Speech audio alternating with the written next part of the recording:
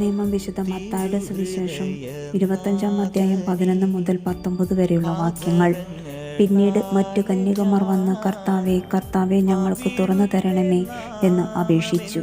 അവൻ പ്രതിവചിച്ചു, സത്യമായി ഞാൻ നിങ്ങളോട് പറയുന്നു, ഞാൻ നിങ്ങളെ അറിയുകയില്ല.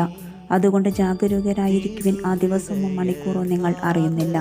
ഒരുവൻ യാത്ര പുറപ്പെടുന്നതിന് മുൻപ് ഭൃത്യന്മാരെ വിളിച്ച് തൻ്റെ സമ്പത്ത് അവരെ ഭരമേൽപ്പിച്ചതുപോലെയാണ് സ്വർഗരാജ്യം.